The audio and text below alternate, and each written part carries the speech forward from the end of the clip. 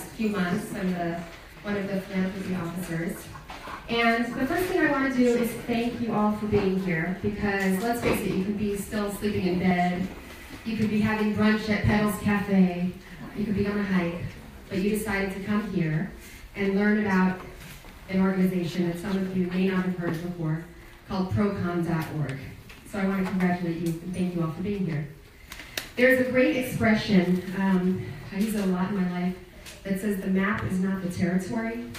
And what that means is we can talk about LA, we can study charts, we can look at maps, but until you're here and you go down to Santa Monica Pier and you smell the ocean breeze, or you look at the magnolia trees, you don't really know what it means to be in LA. And the same thing is true about creating change. And it's one thing to talk about it and complain about it and argue about it, but until you're ready to take action, it's a very different experience. And each and every one of you here has shown that you're people of action. So I want to commend you and thank you for that. So one thing I was thinking is that the quality of our lives is determined by the questions we ask ourselves. Would you agree? And have any of you ever wondered what's going on with the news in today's world? Do you ever think the news might be a little biased, maybe? Do you ever feel frustrated trying to get the facts? How about dinner conversations? Maybe a little strained over Thanksgiving dinner? Maybe just a little. Aunt Ethel, you're not allowed to talk about that. I know in my own family, we have family members, my brother and I have to call and say, please, you're not allowed to discuss this. Please. So anyway, these are the kind of questions that keep the staff at procon.org awake at night and working effortlessly and tirelessly to create actual solutions to just these kind of issues. And it's what prompted the founder, Steve Markoff, whose beautiful home we're here in today, to create Procon as a solution to just this dilemma. And I hope none of you stepped on any of the chickens outside coming in. I had to dance around a little something. Anyway, but we made it. And before I introduce our three amazing speakers, each one leaders in their own right, I'd like to read a brief piece, some words that Steve sent, because he's very sorry he couldn't be here today, but he did want to have a few words read.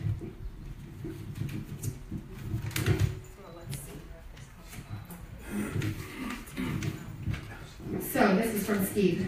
Thank you for coming to our home today to learn and talk about procon.org.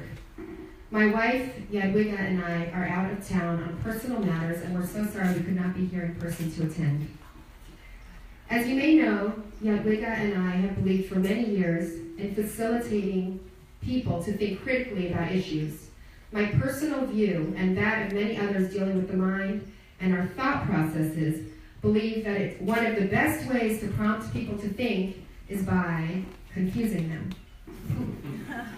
Very sweet. For example, most of us travel the same street routes going to or coming home to or from work. We probably don't think much about the routes we take. We tend to drive them somewhat automatically. However, if there is a dislocation in those routes, a tree or accident blocking them, then we have to think, what now? And we're forced to take a different route. It is in this vein of trying to confuse people that procon.org works hard to diligently present at least two sides of controversial issues, and doing that job so well that people can find their own bias on particular issues shaken, if just for a moment, by seeing well-presented arguments on other sides of the issues. That being said, please enjoy our home and grounds, feel free to wander, and thank you for supporting procon.org.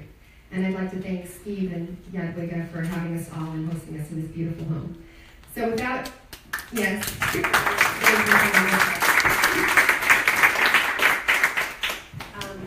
any further delay, I'd like to introduce our first speaker, our very own CEO of procon.org. His name is Kami. And what I want to say about Kami, I just found this out this morning, he actually won Best Speaker for the past 7 years by the Junior Statesman of America, 7 years in a row. Wow. And yeah, and I'm going to tell you about Kami. He looks very soft-spoken, but the truth is he's a bulldog. when it comes to finding excellence and in his pursuit of excellence and working so diligently to make Procon the best it can be. One of the most dedicated men you'll ever meet.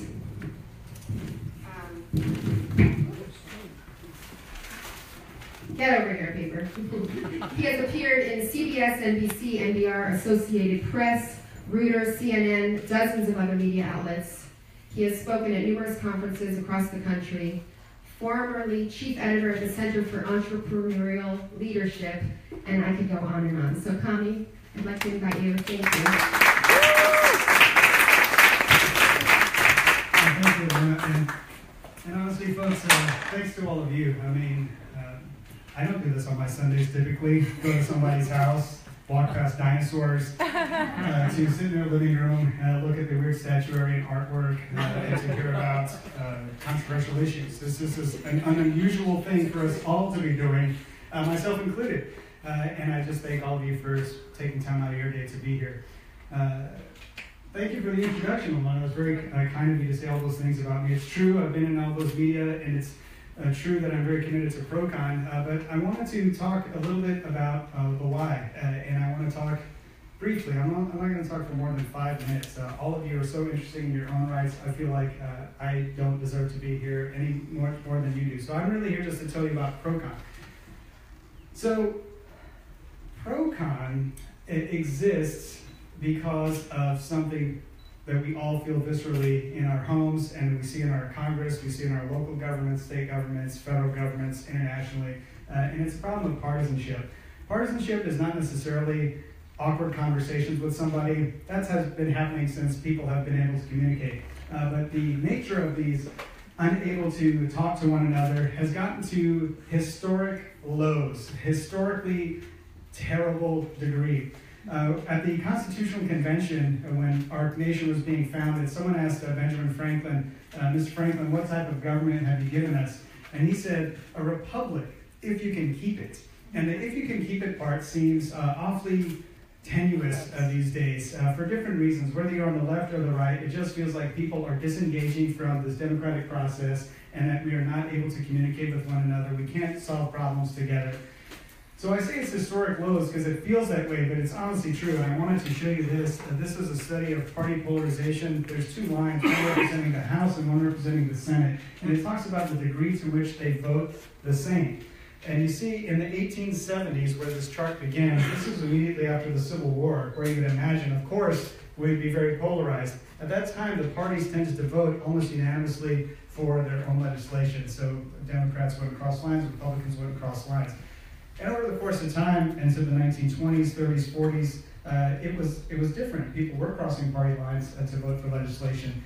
But notice towards the end of this chart, it starts to spike up again, and it spikes up again, and it goes past where we were during the Civil War era, which is really shocking and disappointing. So that thing that we feel like, is it really so bad? Yeah, it's really so bad. It really is so bad that we can't talk to each other. And I know we don't just see it, but to Alona's point, it's at our Thanksgiving dinner tables where we honestly, like, you're prepping family members saying, do not say the word Obama, do not say who you voted for, I don't want to hear that, and because we don't want to ruin these family moments.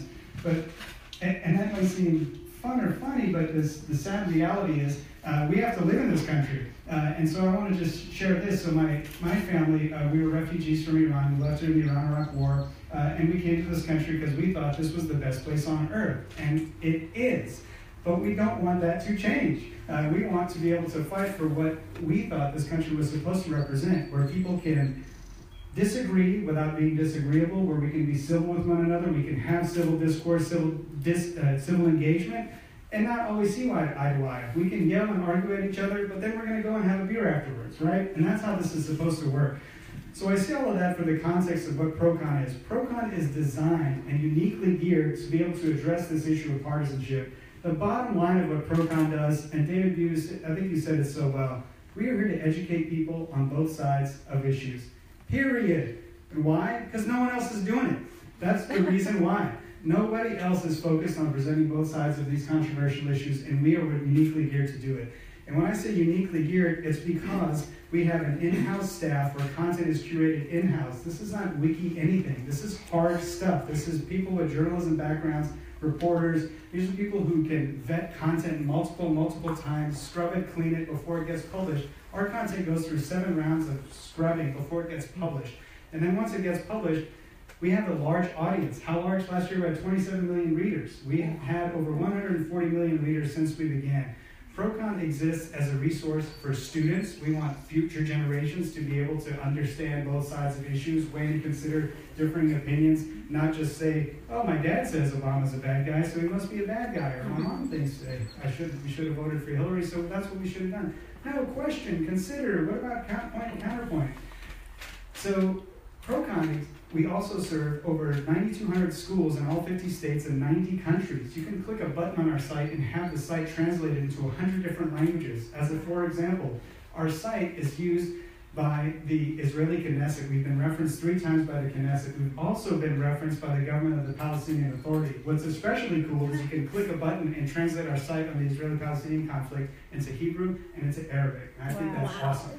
And then in the schools, our most popular subjects, medical use of marijuana. 3 years ago, it was the same-sex marriage.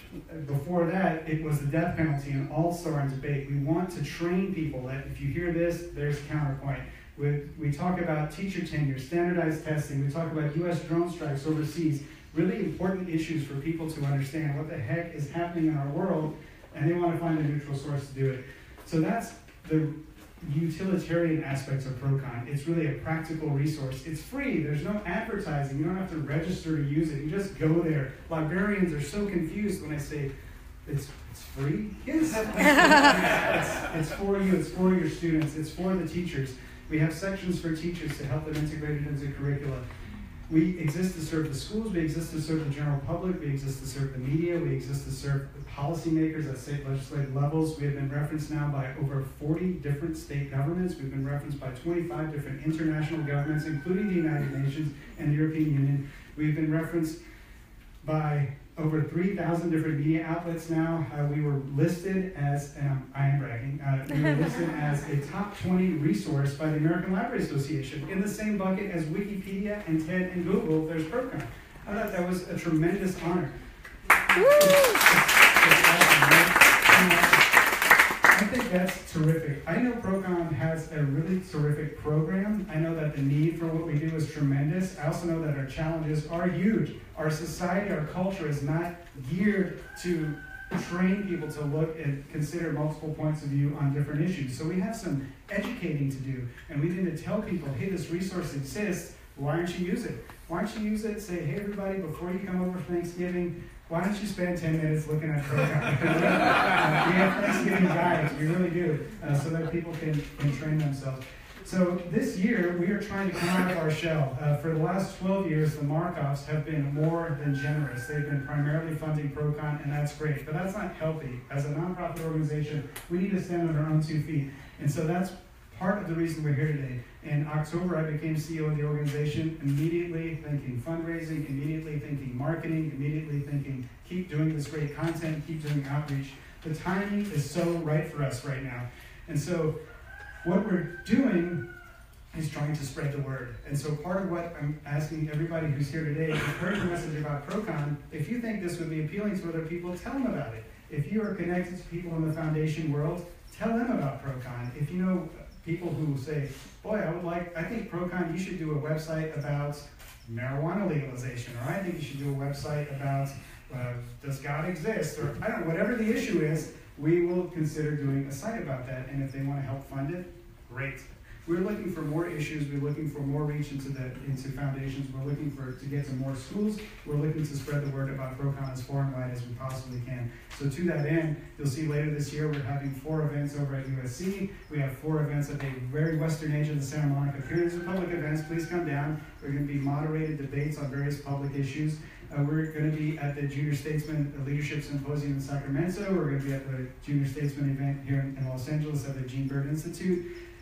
We're going to be doing more and more topics. We do a topic a week on our through our Google Newsfeed. We're a Google News provider, and on and on and on. ProCon is trying to spread its wings and trying to make ourselves independent. We're trying to do it now in an atmosphere where the need for what we do is so great. And to that end, I'm so excited about the folks who are in the room today, and I'll leave you with this before I hand back the mic. So I often get cynical about what's happening in politics, and it's easy to do that given the world that we live in now. But when I think about it, at the end of the day, what Steve Markle was talking about, this critical thinking that seems to be lacking, this critical thinking idea is one that is being embraced more and more at an educational level. So the National Math and Science Initiative, which is responsible for training all the math teachers and science teachers in the country, they have now put critical thinking into the core bit of their curricula that they're spreading out.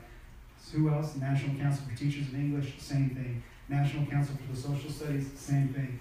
There's a real push now towards doing this. I think we can right the ship. I think we can get back on course and I don't want to use make America great again, but get us to where we're thinking critically again, and are able to put that spark back in the U.S. economy. This is an engine that has driven our growth for the last couple of 100 years. We are a nation of innovators. We're a nation that depends on the dynamism and a critical thinking nature from the people that live here, and that's not going to happen if we disengage from our government, if we don't talk to one another about issues, and if we ignore people who have different points of view. We have to engage. It's imperative for the development of our democracy. And so Benjamin Franklin has said, if you can keep it, well, we're doing our part. We're going to try to keep it. So thank you folks so much for coming today.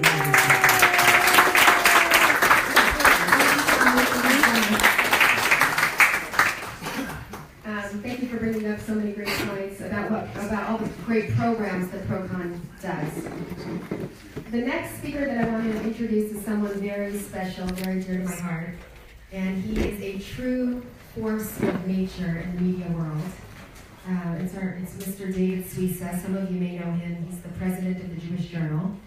And David used to own, was the founder and CEO of Suissa Miller, which was once voted the advertising company of the year by USA Today. Wow.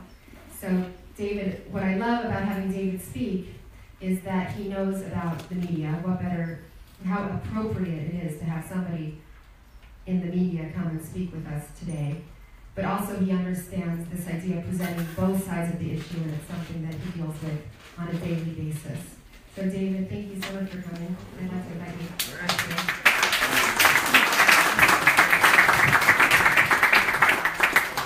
Going up?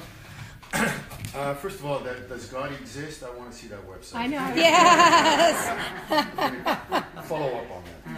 I'm going to share one word with you that I'd like you to take away from what I speak, from my talk today. But before I give you the word, let's tell you a little story. I've been writing a weekly column at the Jewish Journal for almost 11 years. Haven't missed a week. Wow. And my reputation is I'm on the conservative side. So once in a while, I'll do a column that just goes against type. So I'm very pro-Israel. So I'll write columns that are really critical of Israel. And about a couple weeks ago, I really wrote an anti-Trump column. And, you know, I'd done one before, calling him worse than a liar. And then a couple weeks ago, I connected him, you know, to reality TV. And this is what happens when you spend 14 years manufacturing drama and chaos, and you get addicted to that and so forth. So some of my friends on the right just came after me. But the reason I bring it up is because of this expression that they use. And they said, Suissa's gone to the dark side.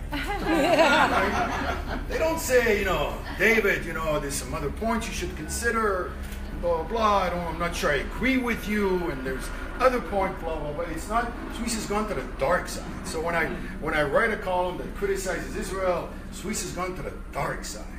Now you would think that this, you know, idea of the dark side is something that's just reserved for extremists.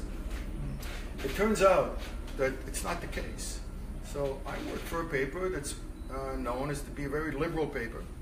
80% of our readers are Democrats, very liberal, classic Jewish liberals. And if you pick an issue, for example, pro-choice, for many of the people I work with, there is no other side. So I'm talking here about not an extremist, I'm talking about an average journalist, a liberal journalist. And I've been working with them every day for many, many years. And I'm not saying this to criticize, but I'm saying this to put a reality in front of us that we think that this idea of there's no other side is a minority. It's becoming more and more and more of a majority. That's why when I was invited to speak today, and when I first heard about this cause, I was very skeptical because it's virtually impossible to find one of these things that doesn't have a bias. Virtually impossible. And I say this as someone who lives for that ideal. And I say this as someone who's dear friends with great journalists who will admit to me that they're not fully objective. Who will look at me and say, there is no other side to this issue. There is no other side to pro-choice. There is no other side to gay marriage. These are people that I respect and admire who tell me that there is no other side to gay marriage, right? So, again, I'm not saying this to criticize. I'm saying this to put up a mirror and to show how I was skeptical. So I actually did my homework. And I started with the big ones, right? Pro-choice, and I started, and then I went on to gay marriage, and I said, oh my God. So obviously you had 13 great points for on pro-choice, and then you got 14. 14 points on what people who are pro-life say about abortion. You can't find that anywhere. There is no website that I will ever find that's got both of those columns. And same thing for gay marriage. So this is why my skepticism started. It got to a point where I was a little bit embarrassed that I didn't know that, because it's something we need to absorb at the Jewish Journal. So you would think now that it's a good thing to have both sides. What happens when you see both sides? What we've seen happen is that people just pick one. So the fact that they'll see the other side doesn't necessarily mean they'll incorporate both. It's so much more comfortable to pick a side because politics has become like food, consumption. It makes you feel good. If you watch Fox, right, and you're a conservative who puts on Fox News, you're guaranteed to feel good. It's Doritos. You know exactly what you're going to get. It tastes good. It's comfort food. And if you're on the liberal side, you watch Rachel Maddow, and it's food. It tastes good. You know exactly what you're going to get. Same thing with Oliver and all the talk shows and Noah and all that. You know what you're going to get. And that feels good, and we can't underestimate the power of feeling good. And it feels good to feel good, and news has become a commodity that makes you feel good. In the Jewish world, it goes even deeper than that. Because for us, everything's life or death. My friend Yossi Klein Halevi thinks it goes back to Sinai because our first contact with God was revelation. He just revealed to us the truth and the 10 Commandments. So every Jew that speaks about a truth, it's like he's creating a revelation, like he's coming down from the mountaintop with tablets. And that's how Jews argue. And it gets really stressful because I'm right in the middle of it and I see it from both sides and everybody owns the truth. So, and when you have these kind of disagreements, they don't become disagreements anymore. So it's not that I disagree with your view on climate change or gay marriage or pro-choice. It's that I'm rejecting you as a person. I'm rejecting you. I have a really beautiful Friday night Shabbat table. It's like the special moment of our week. And for years and years, and I have all kinds of people on Friday night. By the way, you're all invited. Yay! Jews, non-Jews. One of my closest friends is a Muslim professor at UCLA. I adore him. Huh. And conversation is absolutely reverential and critical. And it took me years to figure that out, that if I don't manage the conversation, because Friday night is a place for being uplifted. And really, we have a Thanksgiving dinner every Friday night. And I can't tell you how many times you'll see somebody come to the table and say, that is disgusting what Obama did. Disgusting. You see that? Trump is just disgusting because people don't have a filter. So I actually go out of my way to avoid politics because, like you said, people just do not know how to talk about politics. It's life or death, and I don't disagree with you. I reject you. How dare you? You have no right to have that view.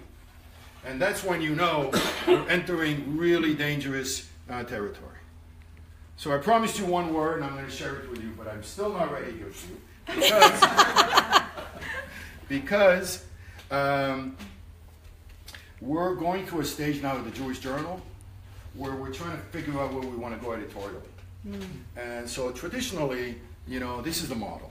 So you got Dennis Prager, and we have Marty Kaplan. And by the way, there is no paper in America that has that range. And you can ask Joe.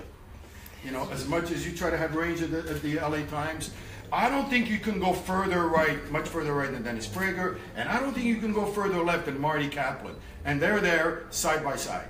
It's a classic case of pro and con. And I can tell you, the letters I get on Prager, it's just, Swiss, I hate you. Like, why do you have him there? You have to get rid of him. So these are the kind of things, and I get him on both sides. Now we're looking for a new direction, which is to look for writers who actually have pro and con inside of them. There are a few of them. Yossi Klein-Halevi, who wrote for the LA Times, is a dear friend. He's one of them. There are very few, very few. There's Gil Troy, who has it for Israel. I'm sure David can know a few. They're few and far between. I aspire to become like that. You know, that's sort of my personal goal, is to be someone who can see both sides and without being wishy-washy or mushy or just, you know, not having a point of view, still can have a soul and a strong point of view that incorporates both. And this is where we think the future is going in terms of bringing the country together. It's not so much to say, you like this point, this is your world, and then you like this and this world, and now we've just given you both columns. I think the ultimate achievement of pro-con is if people are able to incorporate both. Still have a point of view, but still incorporate both. Something happens to you. I'm really, really pro-Israel, but I can't tell you how much I read of stuff that I disagree with. I go out of my way. I have friends, I've been in refugee camps in the Palestinian territories. I have dear friends. David's father was a dear friend who was way to the left of me. I genuinely have spent hundreds of hours listening to people who I disagree with. And what it does to me is it just tempers me.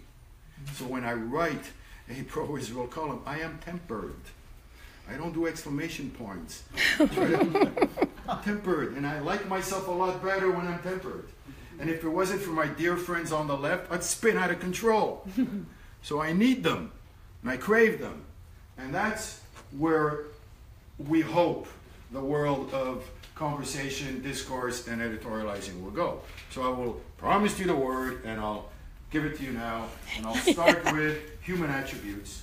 And what are the great human attributes that we hear about? What are the big glamorous ones? Well, generosity, integrity, compassion. Yes. These are the glamorous. Whenever you talk about a hero, he was generous, he was compassionate, he had integrity, he was honest.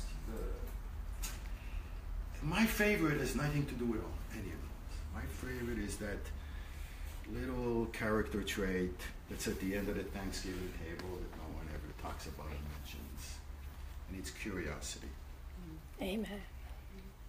It's the most underrated character trait for me. It's not glamorous. It doesn't have the sexiness of generosity and compassion and integrity. But I got to tell you, it's my lifesaver.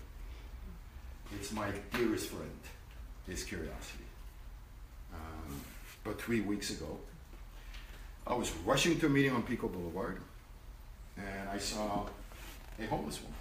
But she wasn't like on a step or anything. She was just right in the middle of the sidewalk. And it was a bright, sunny, beautiful California day. And it just made me a little uncomfortable to just rush. But I did rush because I was late to my meeting. And then as soon as I got to the cafe, I said to my friend David, I said, I just saw a homeless woman. And, I have 4 daughters. So for some reason, what popped out of my head was she must have been a cute little girl one day with like ponytails and with parents, right? So I just said that and we had our meeting. And she was sleeping at the time when I first saw her. So after my meeting, it's an hour later, and now she's sitting up and her eyes, and she's squinting at the sun. And I'm going to my car, I'm late, I have to go to the office. And my mind is telling me just go to the office, and my heart is telling me, I'm curious. Who is this woman? What is she doing right in the middle of the sidewalk? So I'm like fighting, and really, to be honest, I'm very uncomfortable talking to homeless people because it just makes me really, really uncomfortable.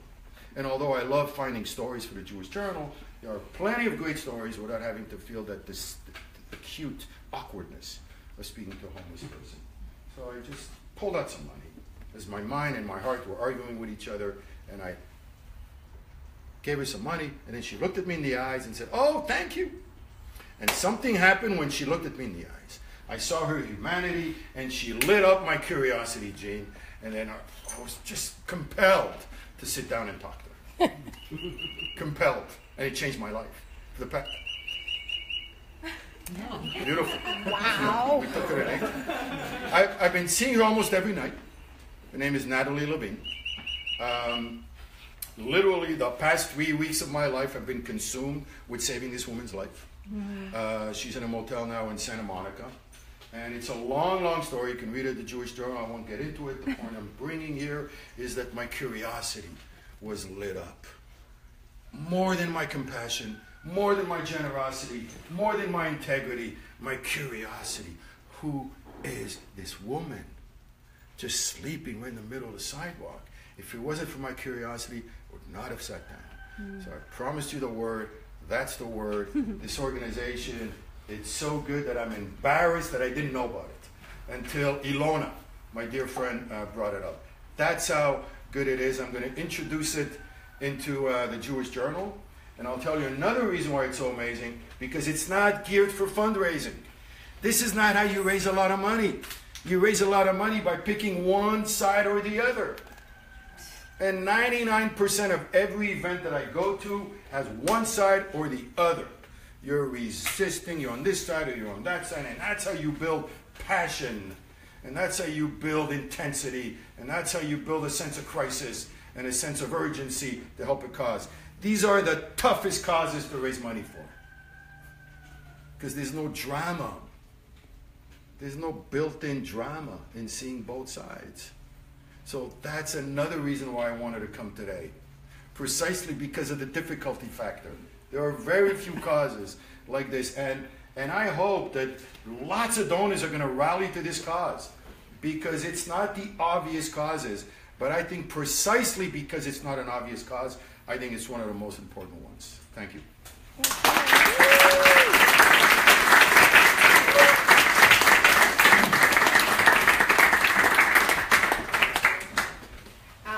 I'm so glad you brought up Natalie, because I was going to mention that as well. Just one example of how being a man of action and not just of words is so important. And speaking about men of action, I'm so excited. Our next speaker, who many of you know, and the reason why most of you are here today, many of you, is Mike Gatto. And I've won 8 elections to represent Burbank, LA, and Glendale. 8 elections. That is no small feat. Tell me your name. What's your name? Adrian. Adrian. Look at the shirt Adrian's wearing. Shows you. Yay! Before I want to say how grateful we are at ProCon to have Mike Gatto. He does what he says he's going to do. He doesn't just talk. He's a man of action, and we are so grateful. And I want to publicly acknowledge all that you've done for ProCon Network. We're so appreciative. So thank you.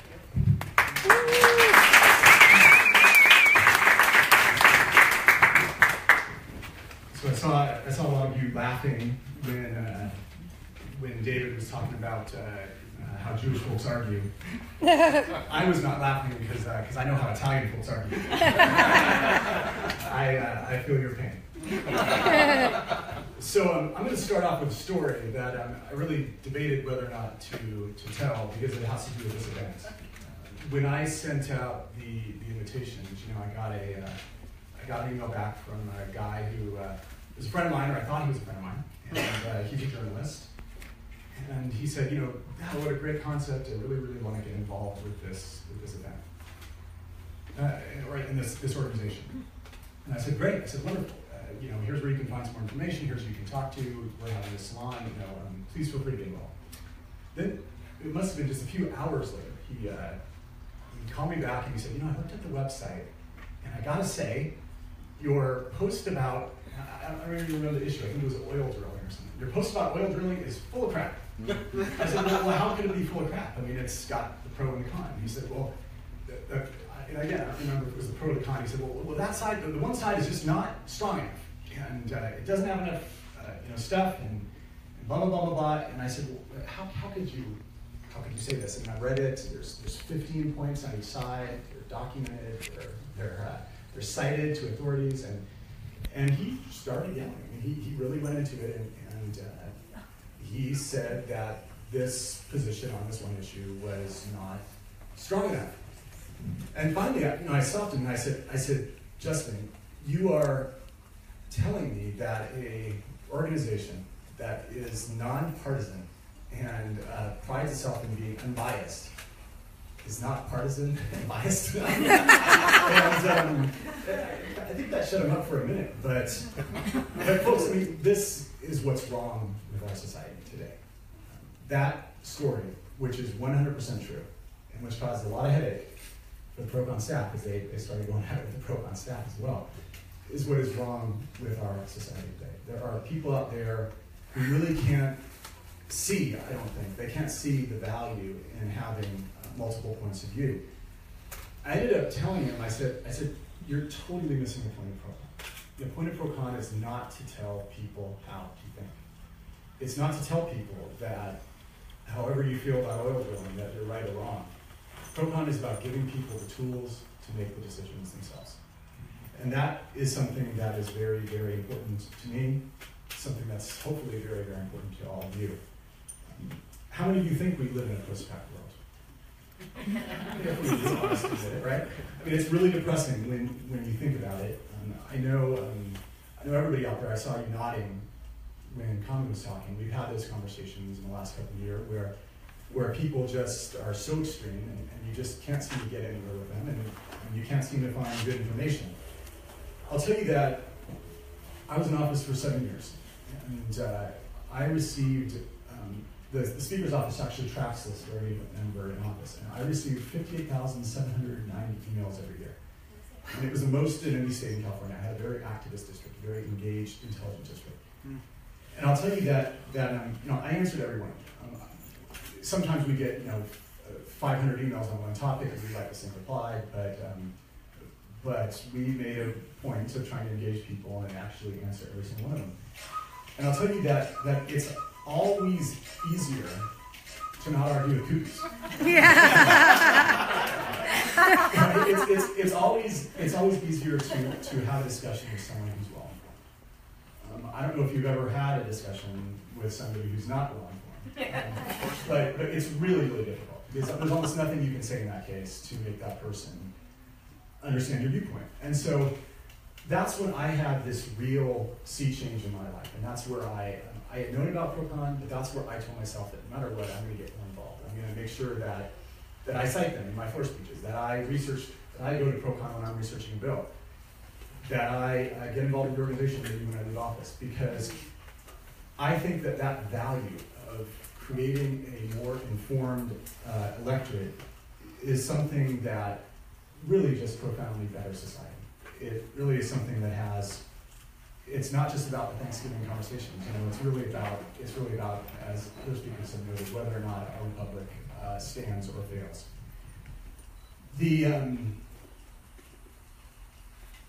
Look, I wouldn't be a politician if I didn't make a plea for funds. And, so So I'm going to tell you hopefully how this goes. So first of all, ProCon's mission. You heard a little bit about this, and I want to really stress it to you. ProCon has been around for about 15 years. How many of you heard about ProCon before you got the email? Okay, so like 4 people, right? So our mission is simple.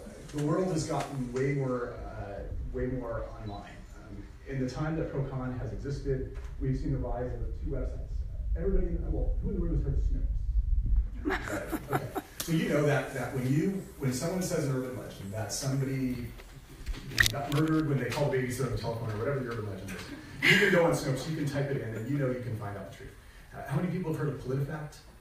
Most people? Right, so people know that PolitiFact, there's a lot of journalists, and they will use this website to determine whether or not a politician's statement is true or false. Well, ProCon is really those organizations for issues. It is a place where you can go and you can find cited, documented, very well-researched things on both sides of issues. And so if you're ever in a debate, you can say, hey, I recognize your point, I think it's a valid one, let's go to ProCon. Your point is there, but hey, consider this point, and you can go on the other side.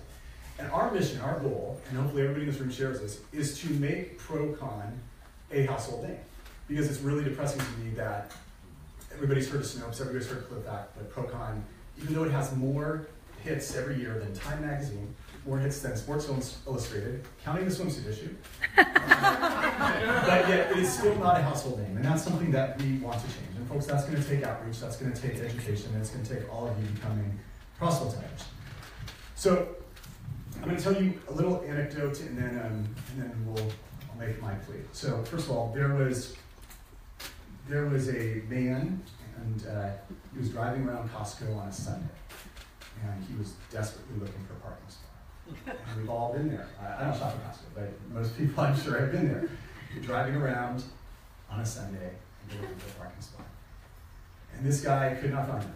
And so he pulled over and he started to pray. And he said, God, if you help me find a parking spot, I will go to church every Sunday. I will go pray every single day. I will go home right now and I will say 7 Hail Marys. I will be good to everybody in my life. I will do everything that you want, God. And right at that moment, like magic, a parking spot opened up. And he said, never mind, God, found one. Don't be that person. Don't be that person. A lot of us always say, well, it would be so good if the world was less partisan. It would be so good if there was a source of unbiased information out there. If I ever encountered an organization like that, I would support it. I would contribute to it. I would volunteer. I would do everything I could. But people don't always support organizations like that in reality. So we have a task before us. The task before us is to make sure that our society becomes a better place, a place where people can have better dialogue. An organization like ProCon is essential to that task. To get more well-known, it's going to take a lot of resources. It's going to take us to continue to provide really good content. It's going to take us it's going to take money to go out there and tell people about this wonderful organization and advertise. So we need to raise some money here today. You guys all knew that it was free to get in. You didn't know that it would cost you to get out. So I don't want to put anybody on the spot, but we need to raise. I have an amount in my head about how much I want to raise. I hope we can hit it today. And I'm going to start by asking, I need one person in this room. I need just one person in this room to commit to giving ProCon $5,000. All right, we got it.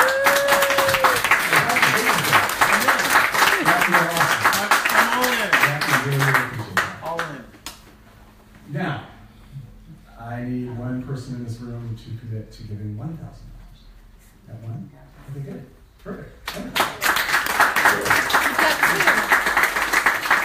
Anybody else?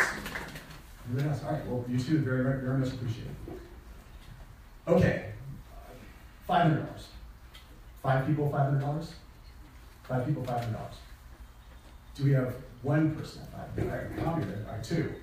3. Awesome. 500. That's 4. Who's the best? Who wants to? Oh, all right, 11. All right, okay, great. All right, oh, 6 people, great. All right, how about $100? Well, actually, I skipped $250. I Let's get $250. Who wants to do $250? How many people want to do $250? Right. One. Great. Yeah, he knows I'm going to. People know I'm going to 100 laps. All right. All right. How about $100? How many people want to do $100? All right. Great. 1, 2, 3, 4, 5, 6, 7. Terrific. Awesome. $50. $50. Who will commit to $50? One. Come on, someone else with $2. Okay, great. 3. Terrific. Thank you, everybody. I think that adds up to roughly $10,000. I'm a Democrat, I can't do math. So thank you very much. I really appreciate this. And we hope you will stay engaged, you will tell a friend, you will get on the mailing list, you will come to events like this, and that you'll continue to give a little bit for this wonderful, wonderful thing that Procon provides to our society. Thank you so much.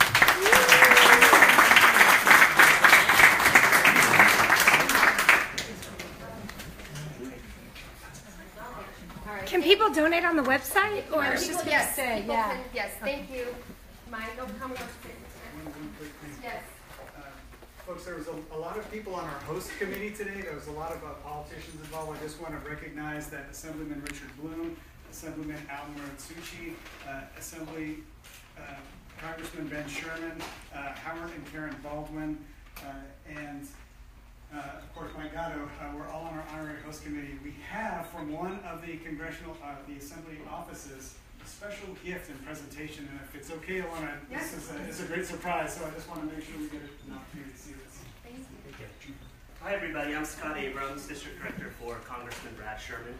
He's proud to be on the honorary host committee of this event and sends his regards from Washington, D.C. today, with the land of alternative facts. But it wasn't always that way. He's told me of an era where someone like Senator Daniel Patrick Moynihan would come up with a quote that I think a lot of us know here, which is, you're entitled to your own opinions, but not to your own facts. And that used to be how Washington, D.C. was run, Sacramento, L.A., but it seems like the other side dominates.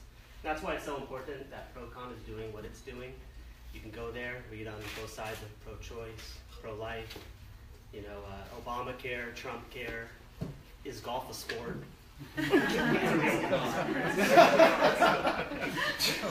But if you're someone like myself, a political junkie, and you see the negative dialogue that's happening, and you pay close attention to elections, if you're someone like Mike Gatto who really understands the facts of different sides of the issues, the most exciting day on the calendar year for a pre-election period is when the Secretary of State sends that thick booklet of all the arguments on both sides, the legislative analyst opinion, the rebuttals to those opinions. That's when you really can see, should we support Measure BB, H2? How can you even understand it if you're just relying on the glossy flyers?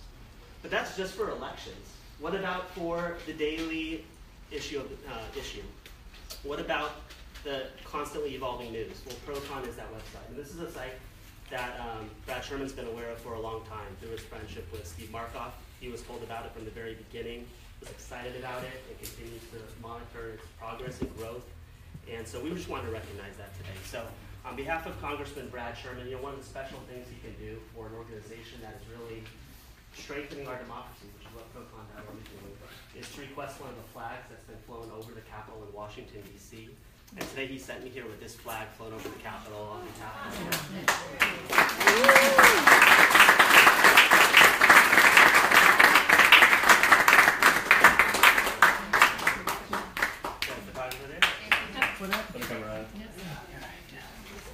And this is a certificate just to prove that it was indeed flown over the Capitol.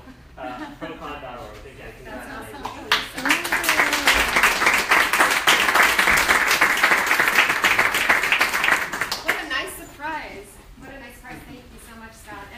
What an honor it is to be surrounded by such a high caliber of people, from our speakers to the attendees.